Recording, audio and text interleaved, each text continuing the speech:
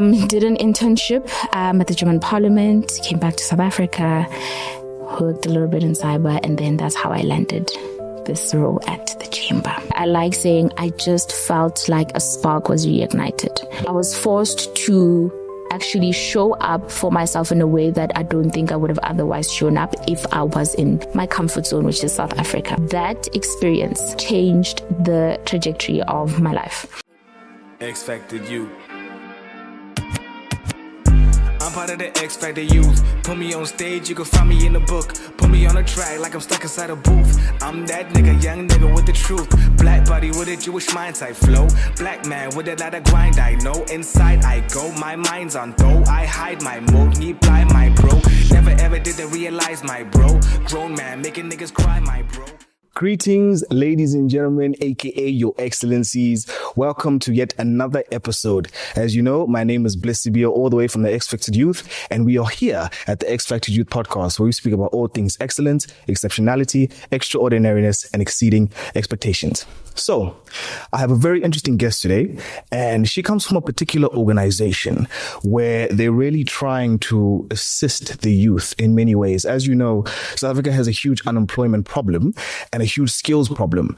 And this particular individual from this particular organization is here to ensure that the young people have other opportunities, South African individuals who have these chances to go work abroad, but also get skills abroad for the sole purpose of not only building our nation later on, but gathering the necessary skills to ensure that wherever they go, they are able to make money and make an impact. Without further ado, I would like to introduce Karabo Tshabalala. Thank you. That was actually very nice. Thank you. How are you doing today? I'm well, thank you. How are you? I'm good. I think to start off, perhaps you can introduce yourself the way you would like to be introduced, and then we can get the conversation going. Okay. My name is Karabo Tshabalala. I am a project manager at the Southern African German Chamber of Commerce and Industry. I am managing the Skilled Workers for Germany Africa project. And I think maybe a little bit of background about myself, that might be good. It might also give you context as to why I find this kind of initiative very, very important. I am born and bred in Soweto. I'm a Soweto girl. And in grade 4, I actually got a scholarship to go to the German school in Joburg. So that's how I was introduced to German culture, just Germany, the country. And then I continued with German in university as well. Did an internship at the German Parliament, came back to South Africa, worked a little bit in cyber, and then that's how I landed this role at the chamber. So that's me. That's beautiful. And I'm glad you mentioned your background, because in the spaces that I've been in, this thing of volunteering foremost and getting skills abroad is kind of like an elitist thing. Whereas I keep preaching that there are opportunities, especially for young South Africans, to go overseas, to go gather knowledge, whether it's through being a volunteer or through Ausbildungs vocational training. And this conversation is basically to highlight and actually break that down and be like, no, it's actually not an elitist thing. You just need to be able to ask around, find the right people, and also just to ensure that you fit the criteria. But there are many opportunities for young South Africans, and what you are bringing forth to us as well as the viewers, it's an opportunity that I'd really like young individuals to go after, take full advantage of. So I really wanted to have this sit down so that you can just break it all down for us and the viewers, what exactly it would take to be part of this particular pilot program, and what other opportunities there are in the Southern African German Chamber of Commerce and Industry. So without further ado, I have the questions. The first question is, can you just give us a brief overview about the vocational training program that you are essentially offering at the Southern African German Chamber of Commerce and Industry? Okay, so I like the fact that you mentioned that it's a pilot. I think it's important that we highlight that it's a pilot, mainly because when we highlight that it's a pilot, we also just make clear the expectations for everyone that will be potentially involved in the project. That includes now potential partners and stakeholders, both locally and in Germany, but also for the candidates. So it's a pilot project, meaning we are testing out the feasibility of the project in South Africa. The project itself is titled Skilled Workers for Germany, Africa Project. And most times when I introduce the project to people, they say skilled workers. That means the trained, the qualified will be going to Germany and doing something. They'll be working there. However, for this pilot phase, we are actually focusing on apprentices, and that's why the focus is on the youth, the untrained, the unqualified, those that are at the entry of the labor market and are looking for opportunities. And so we are targeting youth. We have set an age cap of 18 to 30.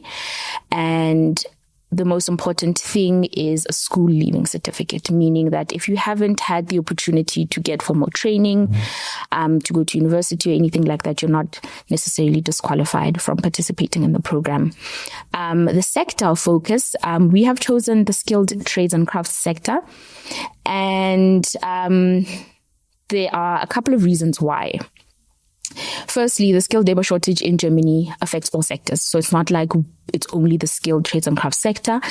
However, if you think about South Africans, especially young South Africans, you just talk to anyone, they'll tell you hard workers, work very well with our hands. And if you think about the status of the skilled trades and crafts sector in South Africa compared to Germany, we have an opportunity there to actually elevate the status of artisans and present to the youth of South Africa opportunities that aren't necessarily academic. Not everyone is an academic, so you are not bound to follow the traditional academic route after school. So that's what we are offering.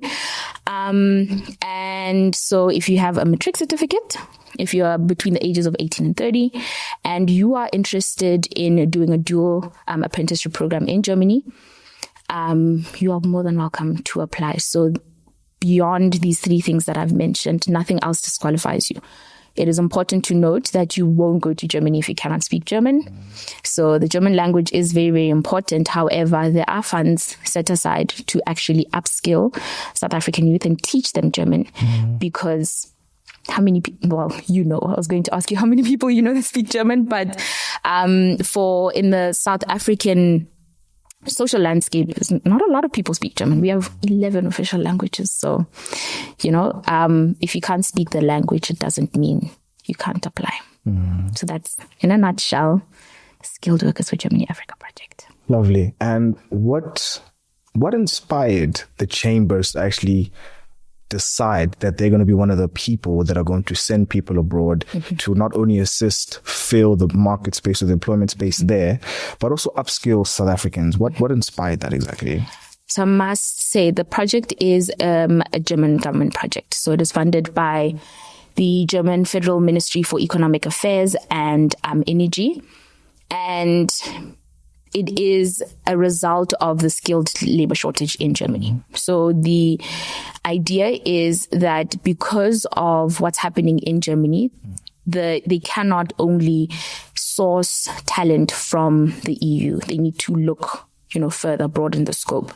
And the African continent as a whole presents just an untapped market. There's a lot of talent in Africa that hasn't been explored to its full potential. And so the headquarters of the German Chamber of Commerce and Industry then took on the contract and then just spread it to the different chambers abroad. So the project is not limited to South Africa. We have the project in Nigeria, Ghana, Morocco, Egypt, and each chamber is focusing on a different sector, targeting different groups, and each chamber has tried to make sure that the project also speaks to the needs of the country or countries, because some chambers are regional. They represent entire regions, that they speak to the needs and the realities of those countries as well. So it's not I think maybe emphasizing the focus isn't necessarily only to meet the demand for workers in Germany, but to also elevate and improve just opportunities in the lives of the people that will be affected, because you are essentially presenting something to, for example, with the SA German Chamber, people within the South African market. So brilliant. And then with this particular initiative of the program, I know some people are going to ask, what types of vocational training, offerings are there? So can you just break that down for us, please? That is a very good question. Well, within the skilled trades and crafts sector, kind of jobs are there, right? But because we're in pilot and there are many conversations happening with many potential partners in Germany, we haven't actually come to a list. So we can't say there's a job list saying that these are the specific jobs that you will be trained on. However, I say this to everyone that I have a conversation with, especially in the interviews. We need people that are actually open to all the jobs within this sector. It would be nice if you get maybe some kind of experience or exposure to different types of jobs before you get to your final decision, especially if you are someone who is a school leaver, meaning you have no idea what these jobs entail, you haven't been trained on them, and then you only make your decision at the end. So we don't have a job list published yet, but all the skills or trades under the skilled trades and crafts sector is what we're offering. Got you. Yeah. Thank you so much. And then when it comes to let's say I've made it past, I've got the German B1 level certificate, I can speak German. I then get selected as part of the program. How long does one get to stay in Germany under this particular program? Typically, the duration of dual apprenticeship programs in Germany is 2 to 3 years. So you can expect to be in Germany for minimum 2 years, maximum 3.5 years. Okay. Yeah. And then what type of support? Because we know, it's free, but also there's work that has to be done. But also just so that to know what kind of gets subsidized for the participant who's going to be overseas. I think I like that you say it's free, because as much as financially most of the costs are covered, we need a lot from the potential candidates, meaning a lot of commitment from your end, a lot of your time. And that is why we are targeting the unemployed. You cannot split your time between the program and other obligations or responsibilities. So that's the one thing. And then when it comes to what is financed, upskilling. So if you do not have the language requirement, like you said, B1, we'll pay for your German lessons to get you to the required B1 level. You will receive support with the visa as well. So visa fees and just support throughout the entire visa application process. And then you will also, we don't need a dime from you. I think I must just put it like that. So in terms of flights as well, in terms of accommodation, things like that will be organized by the Southern African German Chamber of Commerce and Industry, as well as partners. So we are in conversation with many partners, yourself included, with the type of support that we will be giving to candidates. And then beyond just the flights, accommodation, visa, and things like that, we do then offer comprehensive integration support. And that's where your organization comes in. And by comprehensive, I just mean very full on. So it is not like you will just get workshops on life in Germany and then off you go, but you will be guided and you will have mentors, you'll have people supporting you, and all of that is financed by us. Yeah. Brilliant. Can you, if you can, yes, no pressure, can you just tell us the nature or the types of organizations and companies that are involved in the Chamber of Commerce in general, just to give the participants an idea of where they could be placed potentially during the pilot or after the pilot? Okay. So companies involved in the chamber and companies involved in the project is completely different. Okay. So the companies involved in the chamber is broad. But for specifically this project, like I said, companies that are in the skilled trades and crafts sector.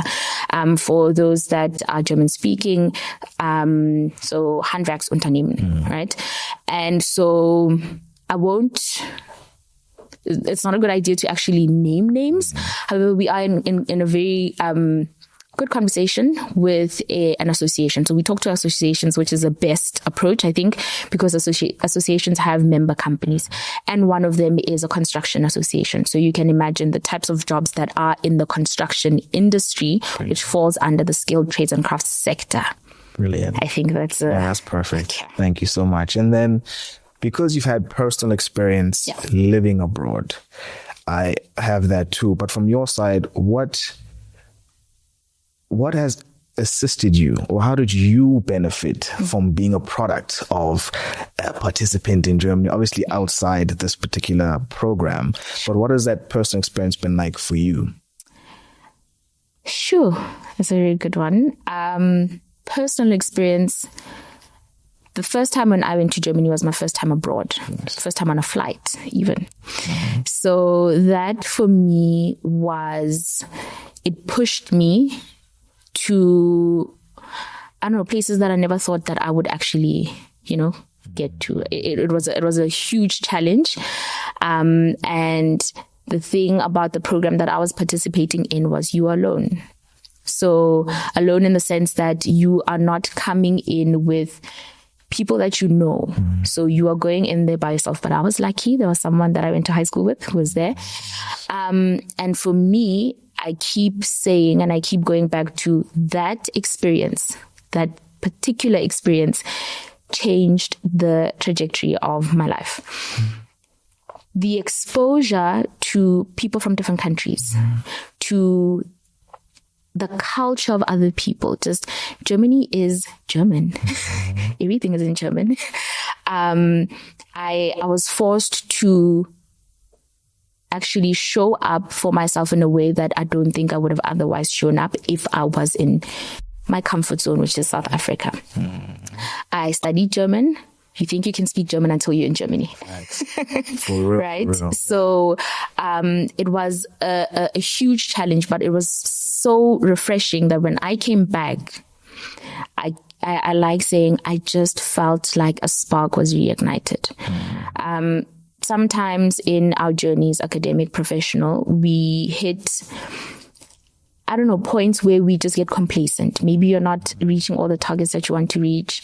Maybe you're not progressing as fast as you want to progress. And then you just feel like, fine, I'll settle. And after my bachelor's and during my honors, I felt like, whatever the South African job market has to offer me, I'll take it. I'll do anything at this point. I feel like the road that I want to travel, I don't have the resources. I don't have the luxury of time. So then that program came. And when I came back to South Africa, I said, no, actually, I can't do it. And the thing about these international programs is that you are able to cultivate a little network for yourself.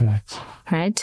And if you feel that you are supported, just even from another continent, you feel like, oh, yeah, okay, that means I can do anything. So for me, it was almost like life was being breathed back into me. And I came back just, stronger. And here I am now. Beautiful. Beautiful. And I definitely resonate with that, because just like how you say, when you go there, you are alone, you kind of throw into the deep end. Yeah. And you get, I don't care how many YouTube videos, how many dictionaries you get to read, how much vocab you know. Once you are there, it's like, you think you know something until you realize, actually, I need to go back to the drawing board, and the network aspect, obviously in Germany, it's not easy to make friends. Ubuntu, it's not really a thing there yet until we come along. But once you find the right people, they stay. They do. They really, really do stay. And I would like to encourage people to, yes, throw yourself in the deep end, because it's not an easy ride. It really isn't, especially during certain seasons like winter. Winter depression is a real thing. But you come back stronger. You do. You really do come back stronger. And just to give you like a break, I think I told you this before when we had coffee a couple of weeks ago, that when I came back, I thought I was going to get a job now. I thought, the boy speaks German now, we can do the most. And then the South African marketplace is like, nah, you good. Relax. So because of the fact that you've gone through the most there, it's easy to pivot, and maneuver and be like, okay, so no one's going to employ me. I'm going to employ myself. And that is what I want the viewers to really look at it, because people are going to ask, like, is there prospects of getting hired in Germany after the Ausbildung? And the fact is, not everyone is going to be hired after doing the Ausbildung there, but it's what you do with what you're going to get. Exactly. My dad will always tell me that, I mean, you can have a degree, that's just a piece of paper on the wall, but it's what you do with that degree. And you are a true testament to that. I mean, you done did the most. I tried. Tried. You're being very, very modest. I tried. I think the question about, is it a guarantee that I will get employed? It's a valid one. I think it's a very good question. Prospect is there, sure, but I cannot say yes. Exactly. Like you're saying, you do the most with what you have. Exactly. And I think South Africans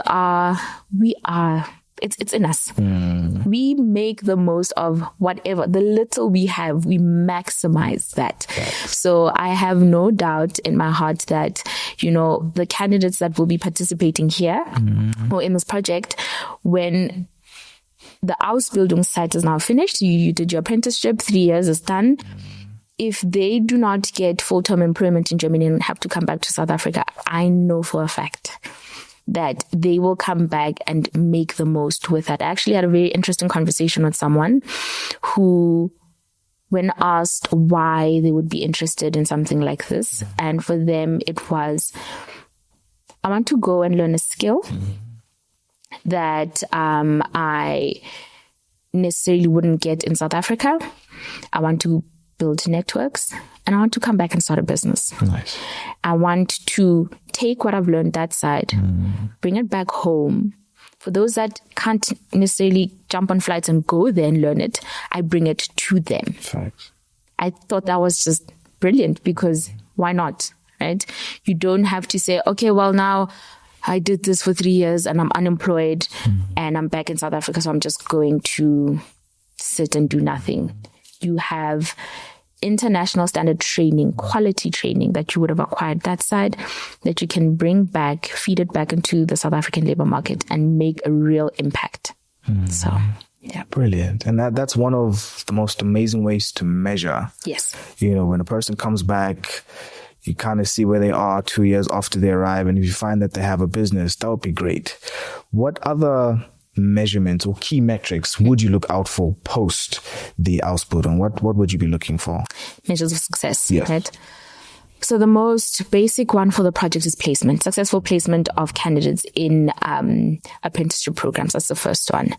But then I think also staying. You can place people in a program. 3 months in, they say, I would like to have some pap. I want to go home. Right. There's no pap in Germany, right? So placement is one. Second, it's them actually staying, the candidates staying in the training programs, and then being successful in the training programs. Don't stay to fail, but stay to be successful and complete it successfully. Okay. Thereafter, I think now this is a personal opinion. Gotcha. I don't want to say being absorbed by a German company in Germany is the true measure of success. It is one aspect of it, but then returning to South Africa as well, and then making use of what you've learned that side would also be sufficient for me. And I think the biggest one is true integration for me. Integration is one of those things that gets overlooked in these projects, eh? You think if we have our ducks in a row, we have all the companies, we have contracts, people signed, visas, everything done, we're done. But that integration aspect is so important, because you cannot cultivate networks if you're not integrated properly into a society. And it's not just now integration into the company, but just social integration. For me, it is important that we monitor and evaluate the candidates while they're in Germany, how they're doing, overall well-being, and to hear someone say, I'm having a blast, that's success for me. Brilliant. Yeah. And I agree. The integration part is important. And across all the international exchange programs, the smallest things like how to get a bank account. You say bank account, I say hair. Where am I getting my hair done? Fact. I'd like some braids, please. Yeah. Where am I getting my hair done? Like it's the most simple thing that we tend to overlook, but really, like, as a black girl, I need this hair done. Where am I getting the hairpiece? Who's doing my hair? How much is it? Yes. Yeah. I mean, there's 2 volunteers currently in Germany now, and they're like, they need a 6th guy, the spices. They're like, yo, when you come, please come through. Exactly. And they're like, please, can you come through with some maize meal? And it's like, yeah. It's tough. It's tough there. It's tough. Some of us like hot sauce. I eat hot sauce like, and the only thing you get is Tabasco. You're just like, oh my word. Exactly. I need a Nando's somewhere. Please help me. It is not the same. Even the KFC there. No, it's not the same. It's not the one there, way. It's really not the one. So yeah, that integration, and we laugh about it, but it's little things like that could really frustrate someone. I don't know. You do the best when you feel the best, and you feel the best when you look the best. So imagine I have to go to work and my hair's just not done. Got you. That will do something to my confidence. That trickles down to maybe how I relate to my colleagues, how I work. It's important. It's so important. Definitely. No, really, I'm really glad that you touched on that, because, integration it's one of the sore topics, and we will always fight for it back in the organization that sent me there. For you now, personally, if this does become a success, the pilot program, you knock it out the park, how do you wish to scale the program? Hey, me. It's not up to me how I scale the program. That decision doesn't lie with me necessarily, but let's say it is a success, and now the program is a program, part of the chamber, and it now gets to stand next to some of the greatest programs that we have at the chamber as well. For me, it would be a long-term solution, or how I'm seeing it in the future, it is having more collaboration. There's a lot of these programs happening throughout the continent, actually. But everything is just so disjointed. Greater collaboration for me means long-term sustainability for these projects. So the reason why I feel that some of these projects fall apart is because we're all not working together well enough, right? We're working, but we're not putting our heads together more often, exchanging ideas and also resources. So for me, how I would like to scale it would be more involvement, both locally and in Germany. Getting more input from local organizations, we have artisan training institutes in South Africa, developing something where perhaps the training could be done in South Africa, or you do a year in South Africa and then you do another year in Germany, but something that actually speaks to the essence of the project, which is strengthening bilateral relations between these two countries, and just pouring into both countries. So that's how I see it. And I think there is space for that, but we just need time. Of course. And in pilot, we don't have time. Nice. So if this does become successful, and then they say this is a program, then we need more NGOs maybe on board, more institutions, training institutions where they can come together with their curricula and work on something that benefits both countries. That's how I look at it. Beautiful. Yeah. What are the key lessons that you are probably looking out for from this particular pilot program? What key focuses would you put your mind on? Obviously going through the process, the 10 people are there. What are the metrics that you want to look out for that you feel would enhance the experience for the next generation of volunteers that are specific to what you have thought about it? Thank you for mentioning 10 people. So the pilot can only take 10 candidates. So it's also something important to highlight. Sure.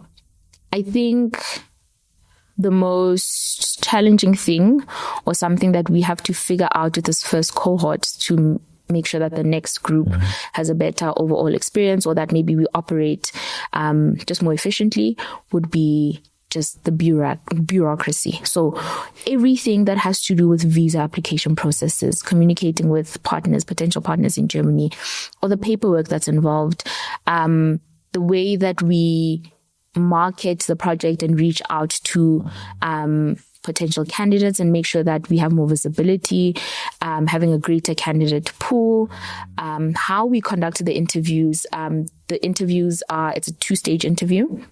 So after the in-person interviews, we have aptitude tests. The results that we get from these aptitude tests, what do we need to improve there? I think the candidates themselves will also dictate, or the first cohort will dictate how we then deal or go about handling the second cohort. Their personal experiences are very important. So if they can report to us their experience from start to finish, so while we are in South Africa doing the local activities, and then once they get to Germany, just a very close relationship with the candidates themselves and the potential employers. Feedback from them will tell us what works and what doesn't work. And I think it's important to have feedback. You cannot say this is a project plan and it's set in stone. So I think it's important to highlight that the way that we're doing things now may not necessarily be the way that we do things with the next group. I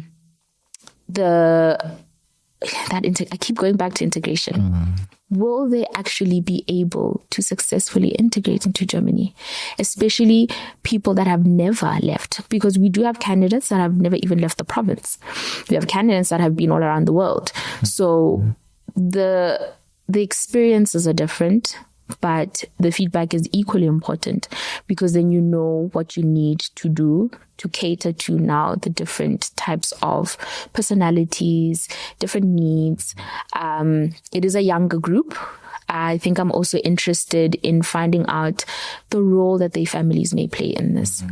That's something to consider if you are taking someone who is 20 years old from South Africa, taking them to Germany. We, like you mentioned, Ubuntu at first, we are a close-knit people. It's just in us.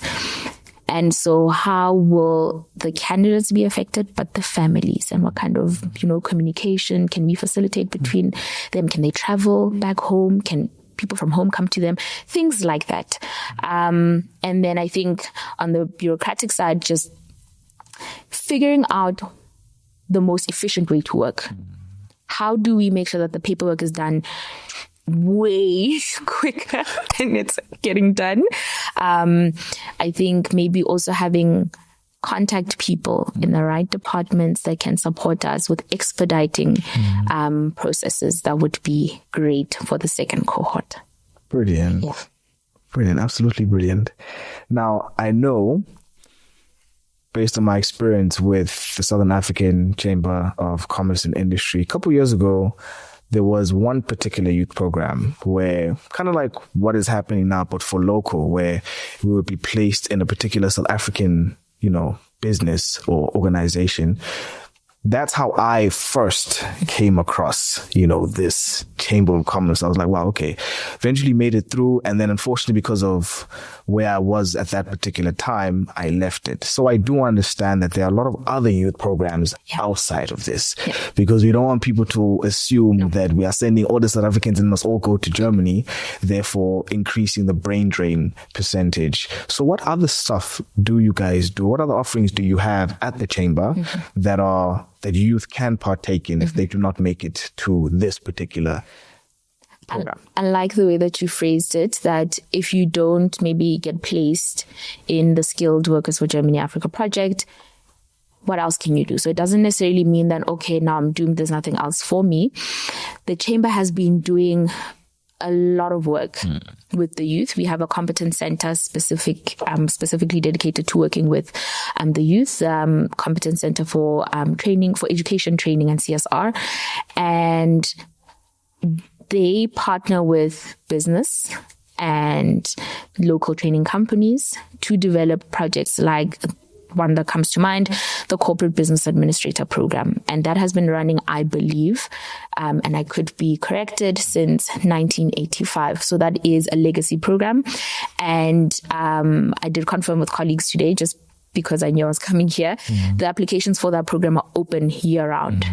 So there is no application deadline. So you can just go on the website and look for the requirements. They put down requirements very clearly, detailing even the marks that you need to get. Yes. So that's really awesome. The chamber has been doing brilliant work in close collaboration with local business as well. Yes. So that means that, the training that you'll be getting does meet industry demand. So even after your training, then you are in a better position than you were in when you first started to enter the labor market and be employable. Yeah. So just to compare it, I remember when I did that particular program, I remember I had to write sort of an exam. So I wrote 2 tests and I qualified, thank God. With this particular one, would you have to, let's say, for example, it's German, would they have to prove through like an internal, exam that, okay, you are able to be sufficient, or would you trust a certain external service for the certificates and the qualification, just so that people know exactly what they get themselves into if they need to prepare for an exam or test or so on and so forth? Is there such a thing? So during the interview phase, no. So if you submit your CV and it says, I can speak German, we'll have a chat a little bit in German just to see if you can speak German at the level that you're saying you can speak German. I get to practice as well. But if you don't have German, like you don't have the language proficiency yet, it's okay. It's fine. It's not a requirement to participate in the program. Why? Because you get training. So we are working with an external language institute, and they will then teach you the German, and then at the end you have to write the exam. So you can't just learn and say haha. You will write the exam. Why? Because that B1 certificate is required for the visa application. So at the very end, once we know that you are ready and you're prepared to write the exam, you'll write the exam. If you come to us and you say, look, I went to the German school. I did my DSD, which is a Deutsche Sprachdiplom. It says I can speak German at the C1 level. Okay.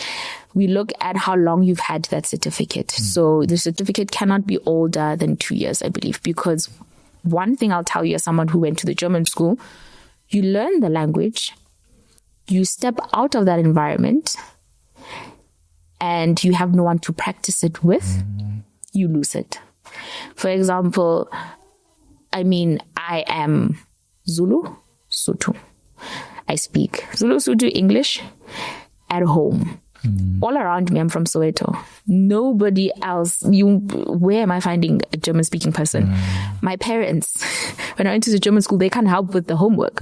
Meaning that outside of that environment, if I don't keep practicing the language, I lose it. And you have a certificate that says you can speak German at the C1 proficiency, but when you are in conversation with someone, you realize, I don't have the vocabulary. I don't know what the article for table is. So it's important that for those that are German speaking or come from the German speaking network, particularly the PASH network, that we look at how long you've had your certificate, and if maybe you haven't had it for that long or you don't feel confident, then you'll write the exam again. So we'll give you the opportunity to write a renewed exam, meaning you have a certificate that says 2025, it was proven that you can speak German at the B1 level. Yeah. I think it's important that we emphasize the language aspect. Yeah. Considering, like you said, like even with me, like you can write the exam, get your B1, you get there, you realize people speak different. You get laughed at when you speak the Hochdeutsch, the standard German. Then they're like, Bruder, like, wir sprechen auf die Straße Deutsch, you're very formal, and I think it's also, I'm assuming for the participants to be flexible enough to just unlearn and relearn, considering the environment that they come from, especially considering like in Germany, there's different dialects. Sure. And that threw me off. Yeah. When there's Schwäbisch, Berliner, there's all these, and you're like, well, hold on. It's a lot. It really can be overwhelming. Yeah. And I think, like you mentioned, that having, just to refurbish certain things or just realign so that you are better prepared for when you're on that side. Can we just probably give the viewers like a simulation of what the interview would be like? Let's say I've proved or I've told you that, hey, I'm C2. How would you interview me? Just so that they know. Because the last thing I want is for people to lie to you or to just, be like, it's vacation.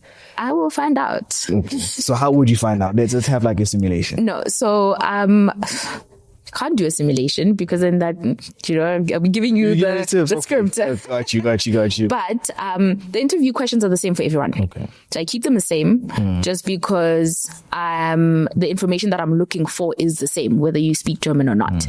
Meaning that you've given me your CV. Yes. It says C1. We walk into the interview, just general conversation.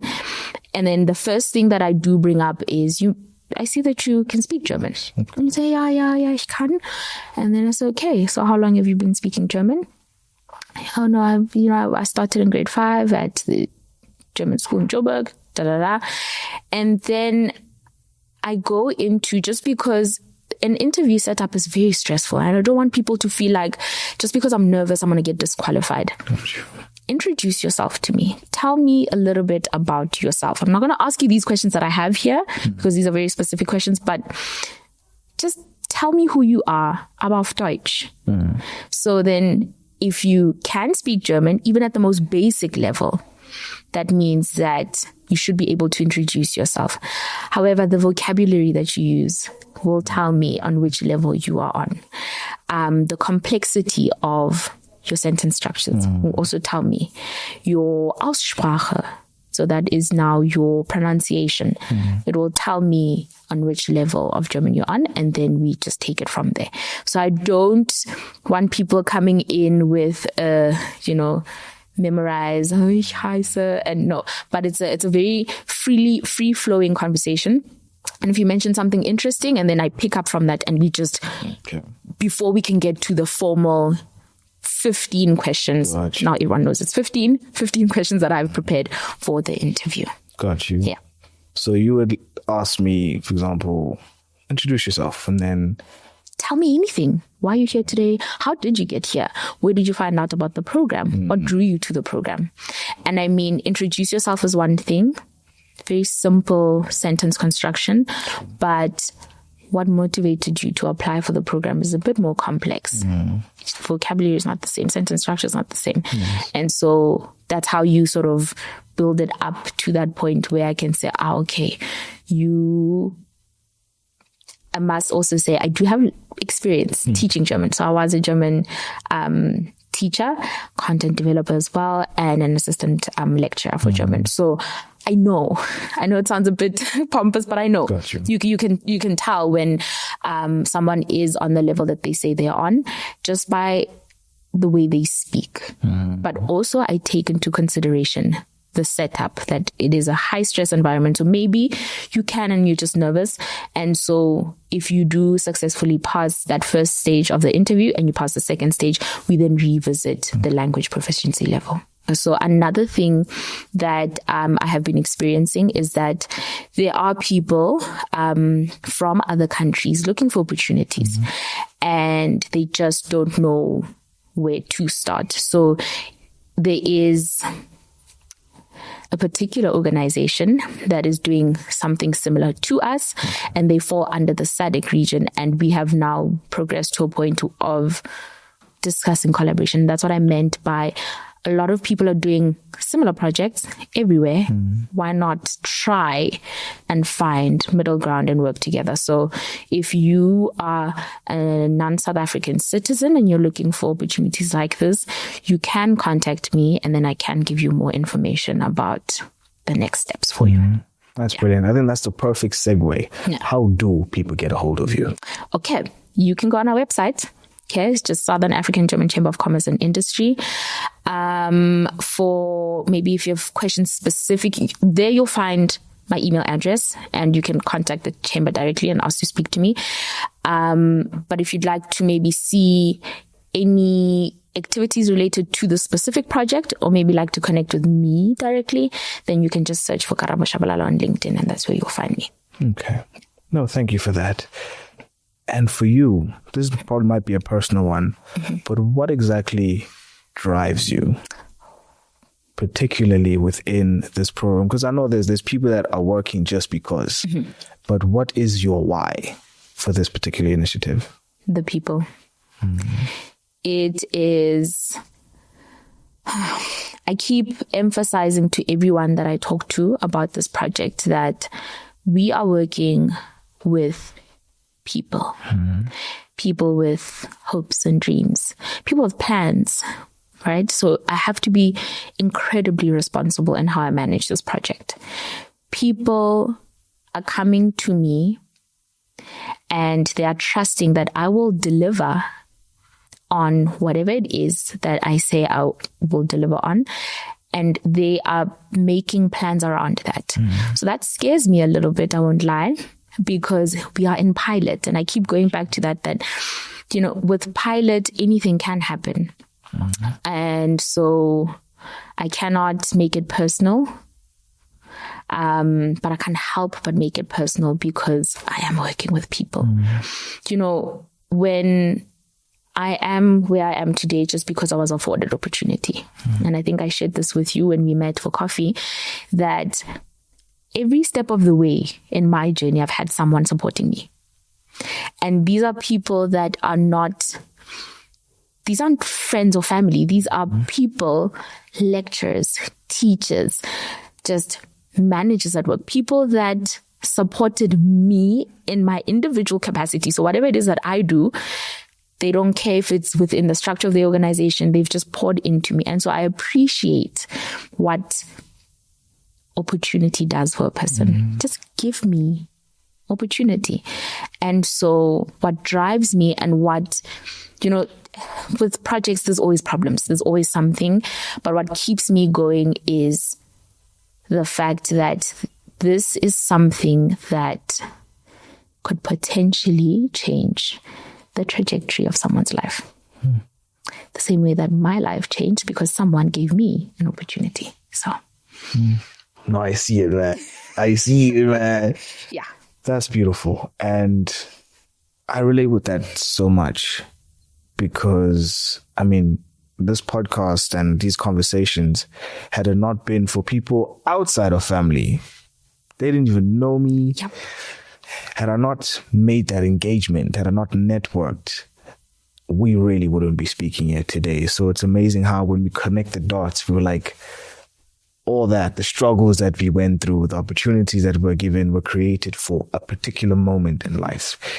And I really look forward to seeing how this grows and how the pilots are going to feel, the participants, and really seeing the change, because this is a long-term project. You know, we cannot see the success of the 10 participants now, but they will definitely go out there and do something different. Just by landing in Germany alone, it changes the mindset. And I truly, as well as Expected Youth, we truly support what you are doing and what the organization is doing. And we really want to support in any way that we can, because we are the beneficiaries of that. We know what it's like to be overseas, you know, to be in a completely different world, but then come back and make change in whatever way it might be. So thank you. Thank you for the opportunity that you are giving other people.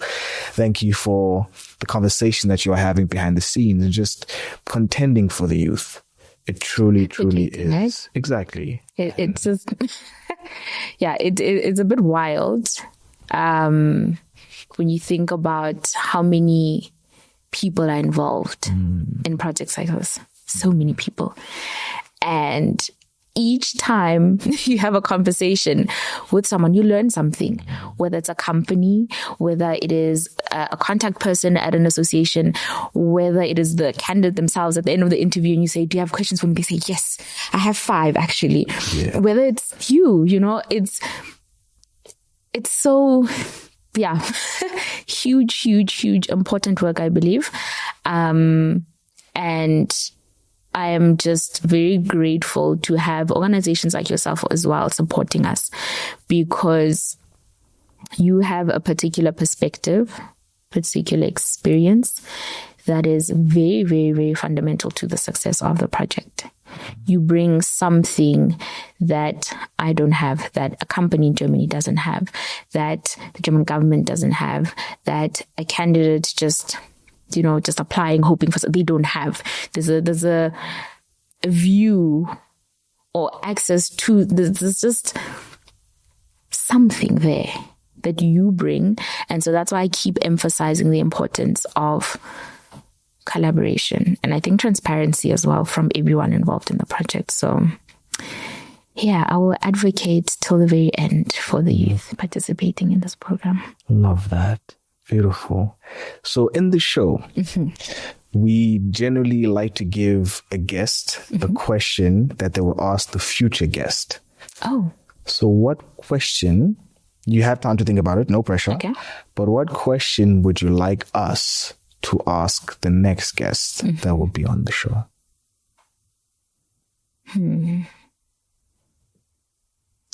So for X-Factor youth, why youth?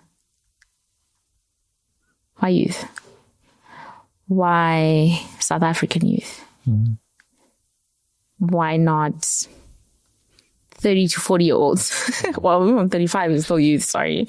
But why youth? I think if an organization is youth-centered, that is a very simple question. Why youth? And it will tell you more about just their mission, their vision, long-term goals, what drives them, what motivates them. Why youth? Why not the babies? Do toddlers? Why youth? I think it's a good one. And I think it also, even for me, why youth? Because like I said, this was skilled workers for Germany. We could have taken, people that are vets in their fields. That's true. But we chose to change the target group to youth. Why? This is for the next person. So the next person. The next person must answer this. Yeah. Why youth? Yeah. Brilliant. Are there any last parting shots that you like to give the viewers? You can even look at them in the camera. Don't be shy. If you feel like you want to tell them their nonsense or you want to motivate them, look there and be like, hey, we see you. Never. Sure. Parting words. So maybe to the youth that will be watching this, apply. Don't get discouraged by a no. Sometimes a no is redirection. To potential stakeholders watching this, reach out. If the goal is to positively impact the lives of the youth, you cannot do that alone. That is massive work. The more we work together, the better it will be for the people that we are doing this work for. I don't, the reach of X-Factor Youth, you do have presence in Germany. So for German companies, German associations watching this, reach out. There is so much talent in South Africa. The impact that this will have on a young person's life is something that I cannot even put into words. And I'm talking as a young person who benefited from participating in an international program in Germany. Invest in your youth. And by invest, I mean throw all resources that you have at your disposal. Because it sounds like a rehearsed line, the future, but we really are the future. So if you are looking at, or you are someone who's concerned about the future of your country, you invest in the people that will form part of that future. So those are my parting words. I'm basically saying to everyone, reach out to me, please. I'm ready for conversation. Yeah. Well, ladies and gentlemen, your excellencies, you heard it from Madam Karabo Tshabalala herself. Invest, apply, and of course, speak to her. She's the plug, ladies and gentlemen. She really is the plug. So if you feel like you fit the criteria or you want to take advantage of these opportunities, please do reach out. It's either you can follow us, you can email us, or we can directly give you the email address and all the contact details, all the plugs that you possibly need to ensure that you are the next person to go overseas. Thank you so much for tuning in to the X Factor Youth Podcast, where we speak about all things excellence, exceptionality, extraordinariness, and the urge to exceed expectations. Thank you. X Factor Youth. I'm part of the X Factor Youth. Put me on stage, you can find me in the book. Put me on a track like I'm stuck inside a booth. I'm that nigga, young nigga with the truth. Black body with a Jewish mindset flow. Black man with a lot of grind, I know. Inside I go, my mind's on though. I hide my mode, reply my bro. Never ever did they realize my bro. Grown man making niggas cry, my bro.